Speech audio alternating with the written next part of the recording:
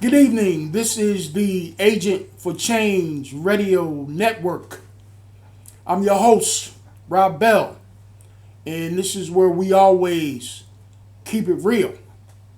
In this episode of the Agent for Change Radio Network, as I always do, I try to introduce a guest from the community and bring them in to have them give us an opinion as to whatever the subject matter is for the evening. And tonight, I decided to bring a young man in who I have a tremendous amount of respect for. One of the things that I love about this young brother is that for his age, he's very wise and very mature.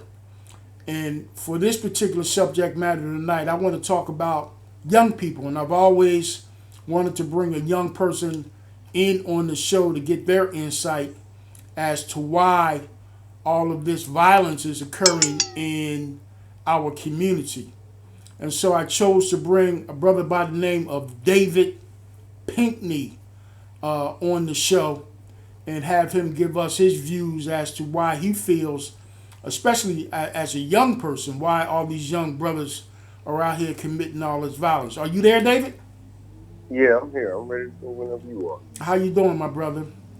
I'm doing all right, man. I appreciate you having me. Oh, no question, man. Like I said, I have a tremendous amount of respect for you, man. And one of the things that I've always loved about you is that, you're a very mature young brother for your age. And it's rare to find that these days because a lot of these guys around your age are out there just acting like a damn fool. And, I hate to be so stern, but it's the truth. And like I said, we always keep it real on my show.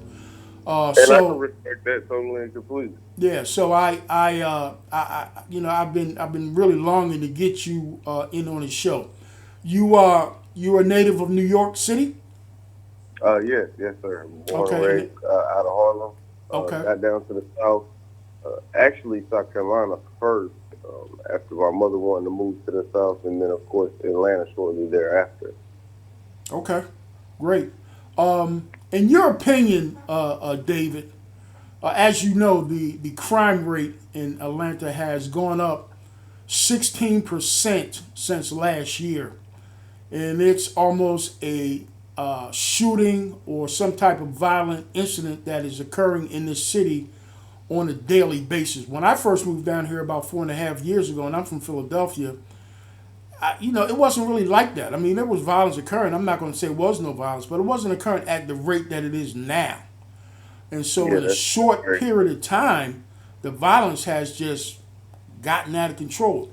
In your opinion, what is why is that?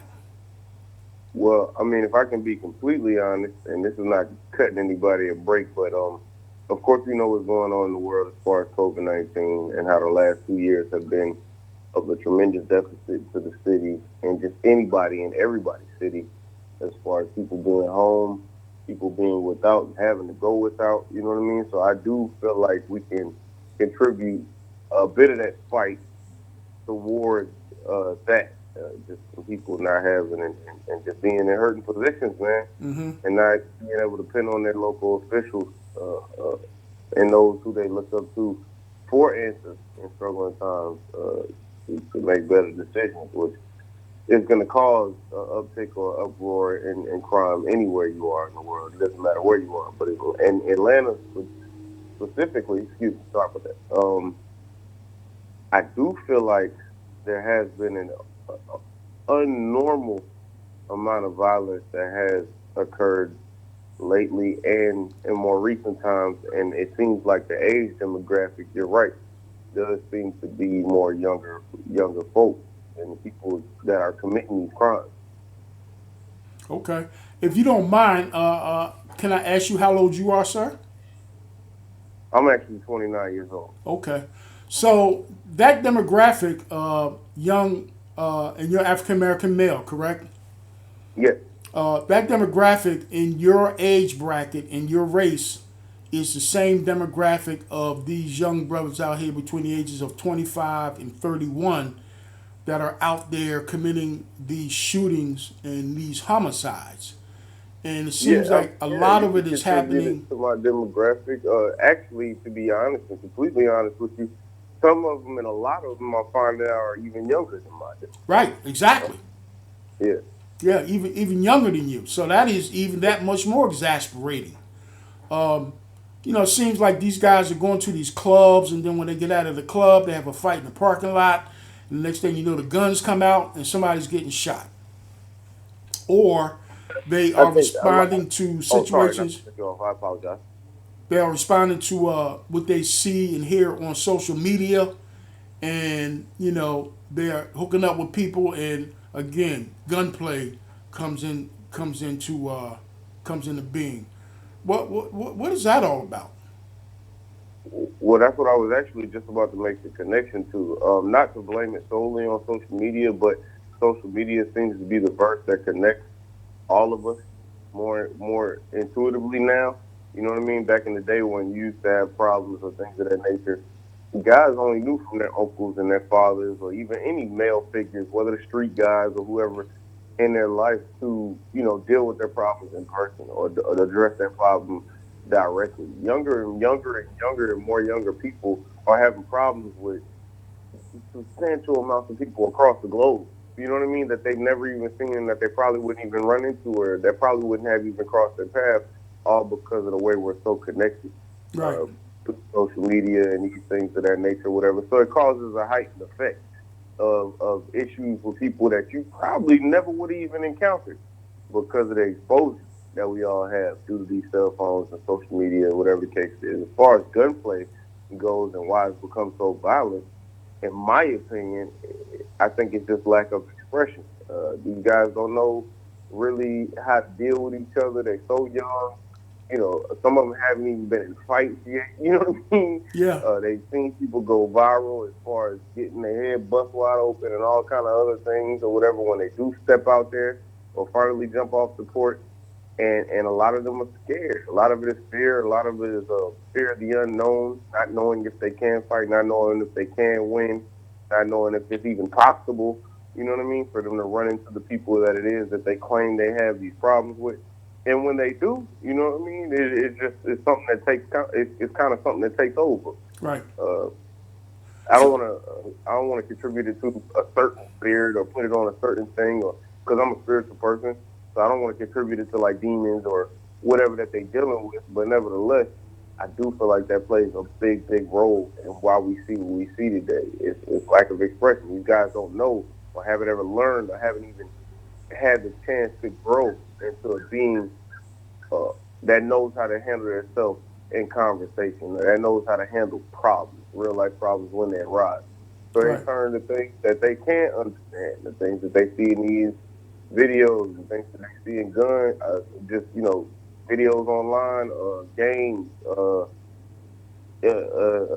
things that they've run into that they can, I guess, they feel that they can connect with and associate themselves with, but truthfully, it isn't their reality. So they don't understand how to mediate conflict. No, not at all. Not even in the shortest terms. I mean, I feel like that's also why our generation and the generation, after us is so defensive. You can't even. I mean, they dealing with that now. You watch the celebrities. Everybody's getting canceled. Somebody's getting canceled every other day, and you wondering where this whole canceling thing even came from. But it's from people being so defensive that you barely can talk. Right. Comedians are having it hard nowadays because they say jokes and people don't know how to take the jokes. I mean, you can't even take a joke and laugh or take a nudge on the shoulder and take a load off versus trying to just be so serious all the time and so about, what it is that you stand for. It So ain't got to be to the point of dying all the time. right, You know what I mean? right. So do you blame that on the community, on the parents, on gangs? What, or do you blame Uh, what? Or do you blame it on anything? I can, I mean, I can and I can't. That's a give or take because a lot of it you can blame on the parents and the immediate assertive positions around them as far as like uncles, aunts, mothers, grandparents. The grandparents are getting younger and younger. It ain't like when you used to have a grandmother and you knew your grandmother was over 60 years old. You know what Right, I mean? right. Because kids had kids and grew up with kids. Yeah, So I can't just blame it and attach it to that. and solely that and put that off on those people. I feel like they said it since the beginning of time. It takes a village to raise a young individual, and that's true. That network that's around the young individual, or who they look up to, or the different people that they see as they're coming up, you know what I mean, and going through these trials and tribulations of life, is very, very important. And people just haven't had the network that the people before them have. They haven't had that privilege in coming up. You got a baby raising a baby. She's still trying to get her life together. Her father, his father, is still trying to get his life together. He might be in and out the system because that's only gotten worse, in my opinion, um, and things of that nature. And so they don't really have much of a leg to lean on. Right. You know what I mean? So they lean on things, like I said, that they feel like they can attribute to their life, or that they can relate to, but in truth, that's not their reality. It didn't have to be. It's what they chose. Right. So I can't put it all off on the grandparents and the parents. I mean, I feel like it takes a village, and a lot of people are so frustrated with just everyday life nowadays and trying to make something happen or trying to be successful, that they've kind of washed their hands with the youth. They kind of taking their hands or taking the reins that they did have on the youth off of them. And when they did wake up and realize that it would become an issue in the near future and things of that nature, by then it was a little too late. You know what I mean? To try to double back and tell these kids what they're supposed to be about or what they could be about, because they had already been living their life that way for Right. so long. So it's almost like you can't tell them that. You know what I mean? Yeah. So as a young 29-year-old black man, how do you keep yourself away from that? Structure, man. To be honest with you, focusness, just understanding my goals, understanding the things that I always dreamed about and wanted to do, and kind of sticking to that. Kids are very impressionable. We see it as we grow, and I still consider myself a kid. You know what I mean? I still look up to my parental figures and those who are around me with the sense of authority. You know what I mean? Like, I know they're over me. I know those are my elders. You know what I mean? So it's the respect thing too. The respect has to be there or built in that person, or they have to be able to understand that aspect of life. Like, hey, this person has already walked this walk. This is somebody I can confide in. This is somebody I can, take advice from. So focusedness for me. I know what I want to do. And not as far as something like so technical, like, oh, I know what I want to do in my life, I know what I want to be, because you're asking those questions. But just in the sense of, I want to be a pillar in my family, in my community, somebody that people can depend on, somebody that people can call on. You know what I mean? And somebody who is not praised in any way, shape, or form. Not looking to do that, because all of the people that came before me, they never looked for any of the recognition. It was more so they wanted to be that person, you know what I mean, of Right. their community, of their struggle, of their hood, of their whatever. The intent may be that people could depend on, people could come for or come with when they had problems, and those problems could be resolved. So I would say, for me, that would probably be, my outlook on it and how I stay focused and how I stay on track. I know exactly where it is that I want to see myself in a certain amount of time in my life, and that right there, you know what I mean, keeps me structured enough to keep me out of certain things that can come about and have even come about. You know what I mean? I've had my tests and trials and tribulations too. I've been a boy. You know what I mean? I've been in and out the system 2 or 3 times in my years of living. Uh huh. Um, I'm not perfect. You know Right. what I mean? And have had my way with other things and brushed up against the law and things of that nature. But nevertheless, I never let it. I never let it take that goalpost of where I'm trying to go out my head. A lot of Right. these kids, they have one brush or one and run in, or they go viral, getting beat up or something like that one time, and it gets real dark. You know what I mean? They lose that goalpost. They feel like they don't have anything to live for. They feel like nobody cares. They feel like nobody's listening, and so they lash out. You know what I mean? Right. And when you lashing out, you don't got a leg to stand on or nothing to hold on to. I do feel as if some of the wrong things can get a hold of you and they take over.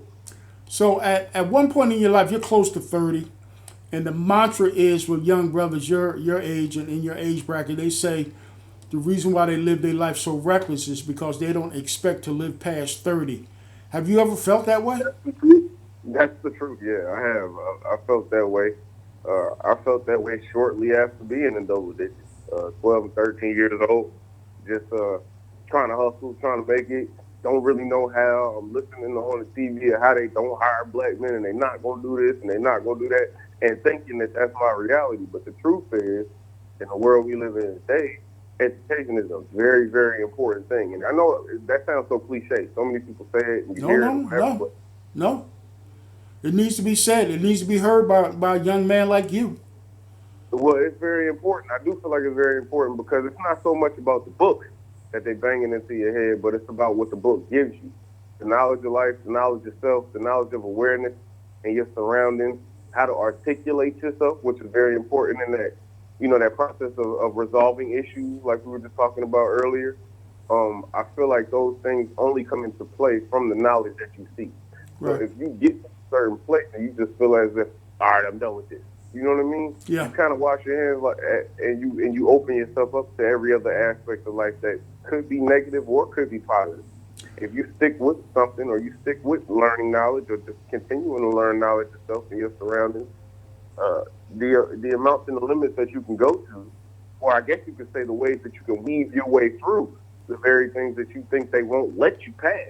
You know Right. what I mean? Become very prevalent, and it can change your mindset or what you think is possible. Right. Because a lot of just feel like there's certain things that just not they're unattainable, and so with them feeling that way, that's what brings that negative deficit into play, where they just kind of live life at the seat of their pants. You know what I mean? Yeah. It's bottom movement or whatever the case is. When it doesn't have to be that way, you can still have a future. And I ain't telling nobody to be, I ain't telling nobody to be a pushover at the end of the day or whatever the case is, because I'm very much so not that. Right.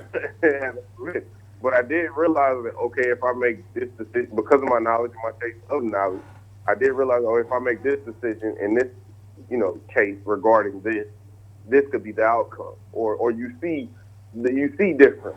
You know what I mean? Yeah. If you don't have knowledge of what goes on and what goes on with the justice system or what kind of things you can lead yourself into, in all of a matter of 5 seconds, by making a life changing decision or making a decision that could be life altering, then you kind of already lost. That's You right. know? Your profession now is what, sir? You said, well, now I'm sorry. What is your profession? What do you do? My profession is an engineer. I work for an engineering firm. Okay. Creating hydraulic and pneumatic cylinders, working in hydraulics and actuators. Okay. And so obviously that takes some education. That It takes does. some discipline. That takes some experience. Where did you get all that from to get you to that point?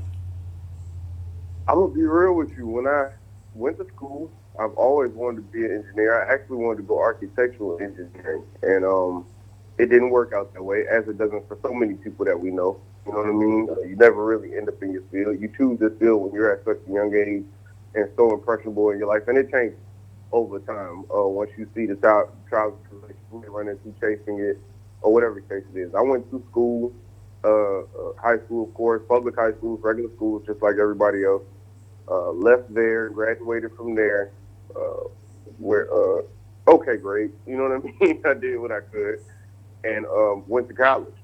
Uh huh. Went to college on a with Hope and Pell and a bunch of other, grants and whatever the case was. Wasn't like I had a full ride playing sports. I could have. I didn't stick with it, and I was getting in a little bit of trouble. Right. That's some of those brush ends with the law that we were talking about. You know what I mean? That kind of knocked me off of that path, so I had to do it how I could do it. I went to Valdosta State first. Shortly thereafter that, I went to a agricultural school down in South Georgia near the Florida-Georgia line. Uh huh. And, I just worked on what it was that I felt like it put me in position to do what I really wanted to do, which was architectural engineering. Didn't get that far, and I ended up going a different route Right. and getting a dual. And then when I got back home, it was about the job chase. Right. It was I'm going to temp services. I'm going wherever and to see and shake hands with whoever can put me at a job that is even remotely close to what I want to do. Mm-hmm. You know what I mean? Yeah. And just having that mindset of like, okay, I went to this job, that ain't what it is, and that's not going to lead down that road. I'm leaving. You know what I mean? Having that sturdiness and that, that hunger in my heart to not just settle for whatever. I could have just took a regular job like everybody else. I could have just took on a profession that would pay the bills or whatever the case was. But I had a little time on my hands. First home from school.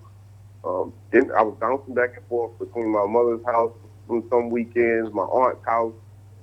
I'm pretty sure you met my cousin and the other side of my family that I stayed with. Oh, absolutely. Yeah. Yeah. So I bounced around. I bounced around like a couch potato, and I did what I had to do. I worked odd jobs, working at the airport, Hartsville, Jackson International, a Right. few restaurants here and there, until I figured it out, or until I could find my way into that league. And I actually found my way into that league more so just from job shopping like that. And Right. when I found something that was even just remotely in the field, I took it by the reins and I held on, and I just wouldn't take no for an answer. You know what I Right. mean? I knew it wasn't really nothing that they could tell me that I couldn't learn.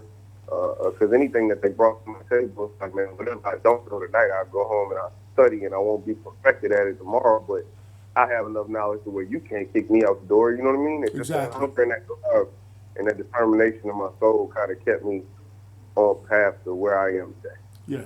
And I didn't mean to put you on the spot, Dave, but I wanted people to hear that journey. I wanted young people, especially, to hear that journey because a lot of young people tend to think, and I always call them the microwave society, which means they think they can get everything instantly, and they don't have an understanding that in order for you to get to certain places, there's a journey. And I used to work in a youth program where I used to do this exercise where I used to teach young people that along that journey, you're going to fall, you're going to fail. But you got to get back up and you got to get back up on them steps and try it again. And you may fail again, but you got to get back up and you got to get back on them steps and you got to go up higher. And it seems as if, you went through that journey, man, and now at the end of your road, you are doing some great things, man, for a young brother, especially a young black man, because they look at us as being uh, underachievers. They look at us as not having the ability to be successful, and the younger we are as black men, the more rhetoric we get. And so you defy that, man, and I'm so proud of you, man, to know I that appreciate it. we have young brothers out there like yourself that's out there doing it. So Oh no, man. I again, mean, I brush shoulders with them every day. Not to cut you off, but just to two horns of others my age. We out here, man. yeah, It's still guys out here with a head on their shoulders and trying to make it happen and trying to even look out for the youth when we can. And yeah, the ones that will listen and the ones that still are impressionable and that you can't get your hold, get a hold on.